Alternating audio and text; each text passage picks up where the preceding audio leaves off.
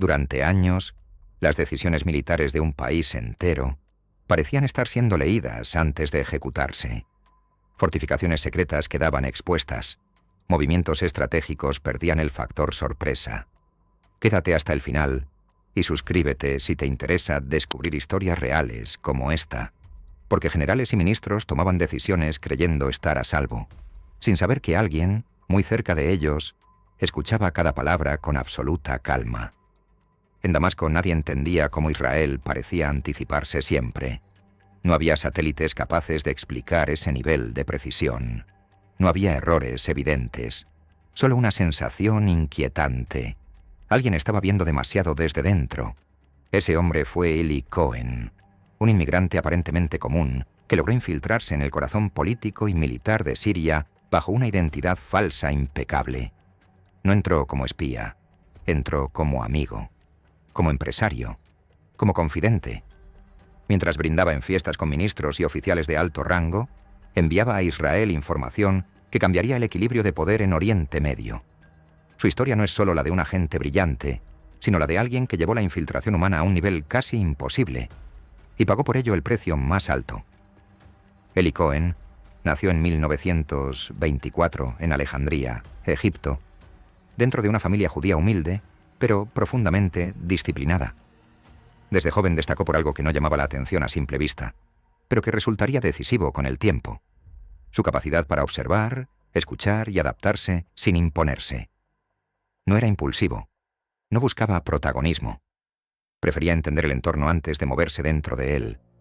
Alejandría era un cruce de culturas, idiomas y tensiones políticas. Crecer allí significaba aprender a convivir con identidades múltiples, con lealtades ambiguas y con la necesidad constante de medir las palabras. Eli absorbió ese mundo con naturalidad. Aprendió a moverse entre personas distintas sin generar fricción, a escuchar más de lo que hablaba y a recordar cada detalle aparentemente irrelevante. Sin saberlo, estaba entrenándose para algo mucho mayor. En los años 50, la situación para los judíos en Egipto se volvió cada vez más hostil. Tras una serie de detenciones y presiones políticas, Cohen tomó una decisión clave: emigrar a Israel en 1957. No llegó como héroe ni como agente secreto. Llegó como un ciudadano más, con el deseo explícito de servir a su país. Intentó ingresar en el ejército y en los servicios de inteligencia, pero fue rechazado en un primer momento. No encajaba en el perfil clásico. Aquello lo frustró profundamente. Durante años llevó una vida normal. Trabajó como contable, formó una familia y trató de dejar atrás la sensación de estar desaprovechado. Pero su capacidad no pasó completamente desapercibida. Poco a poco, su nombre comenzó a circular en círculos discretos del Mossad. No por fuerza física ni por audacia, sino por algo mucho más raro: su inteligencia emocional, su memoria, su facilidad para asumir identidades sin perder el control. Cuando finalmente fue seleccionado, el entrenamiento fue exhaustivo. Aprendió codificación, transmisión por radio, técnicas de vigilancia y contravigilancia. Pero sobre todo, fue entrenado para vivir otra vida sin fisuras. No se trataba de actuar, se trataba de creer, de convertirse en otra persona, incluso cuando nadie miraba. Ahí nació Kamel Amin Taabet, un empresario sirio con pasado en Argentina, fortuna creíble y una biografía tan sólida que resistía cualquier interrogatorio. Antes de enviarlo a Siria, el Mossad puso a prueba cada aspecto de esa identidad. Cohen la vivió durante meses, como si ya estuviera infiltrado. Cuando finalmente cruzó la frontera hacia Damasco, no lo hizo como espía.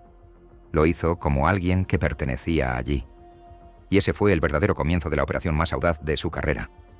Si esta transformación te está sorprendiendo, apoya el vídeo con un like. En la siguiente parte verás cómo pasó de ser un desconocido a uno de los hombres más influyentes de Damasco.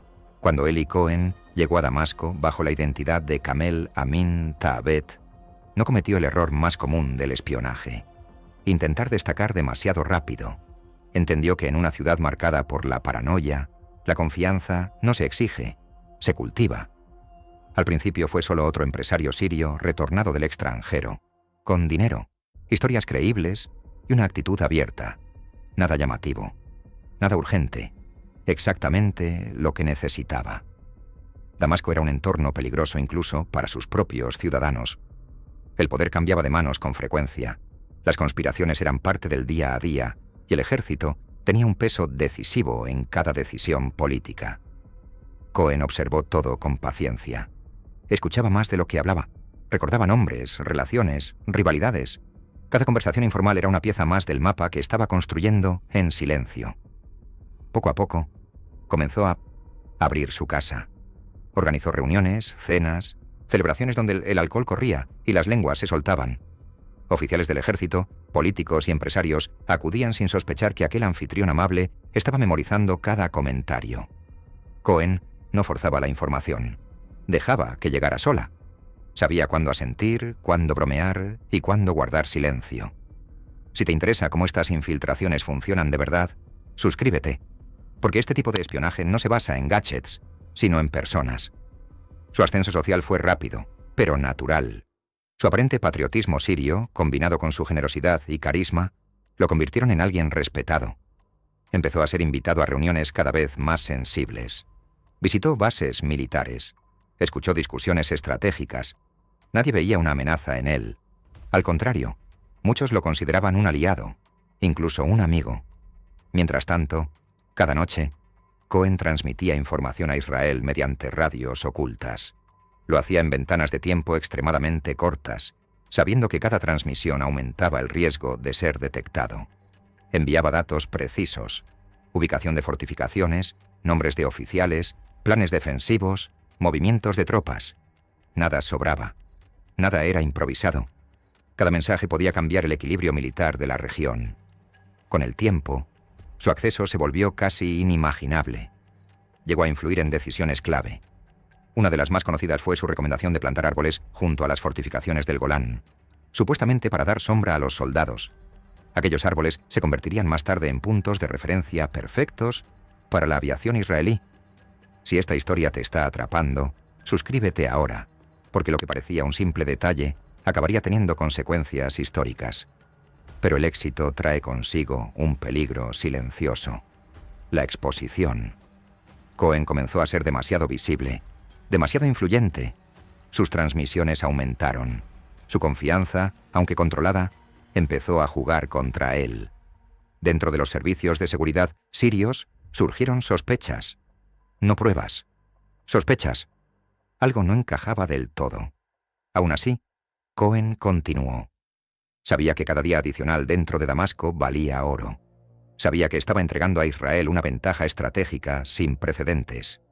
Ajustó rutinas, cambió horarios, redujo transmisiones. Pero el margen de error se estrechaba. En ese punto, la operación ya no era solo una infiltración brillante. Era una carrera contra el tiempo. Quédate hasta el final y suscríbete, porque en la siguiente parte verás cómo esa vida construida con tanta precisión empezó a resquebrajarse, y cómo el espionaje perfecto terminó pagando su precio. Las primeras sospechas no llegaron como una acusación directa, sino como una incomodidad difícil de explicar. Las transmisiones de radio no pasaban desapercibidas para siempre. Técnicos sirios, con apoyo extranjero, comenzaron a detectar señales irregulares en determinados momentos de la noche. No sabían quién era el objetivo, pero sabían que alguien estaba enviando información desde el corazón de Damasco. La vigilancia se intensificó. Se rastrearon horarios, edificios, patrones. Cohen redujo sus emisiones, cambió rutinas y extremó la cautela, pero el cerco ya estaba en marcha. En enero de 1965, durante una transmisión breve, el rastreo fue concluyente. Las fuerzas de seguridad irrumpieron en su apartamento. No hubo persecución ni intento de huida. El espía perfecto había sido localizado.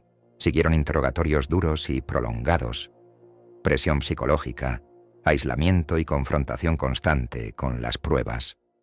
Cohen no negó lo evidente. Sabía que la operación había terminado. Fue juzgado públicamente por espionaje y condenado a muerte. Israel intentó negociar, presionar diplomáticamente y retrasar la ejecución, pero no hubo margen. El 18 de mayo de 1965, Eli Cohen fue ejecutado en una plaza pública de Damasco. El impacto fue inmediato y profundo. En Israel, su información ya había cambiado la manera de entender el frente sirio y sería decisiva poco después. En el mundo del espionaje, Su caso se convirtió en un referente absoluto de infiltración humana llevada al límite. Su cuerpo nunca fue devuelto, pero su legado quedó grabado en cada manual de inteligencia. Si esta historia te dejó pensando en hasta dónde puede llegar una infiltración real, dale like y suscríbete. Las próximas historias demuestran que, en el espionaje, el éxito y la tragedia a menudo están separados por un solo error.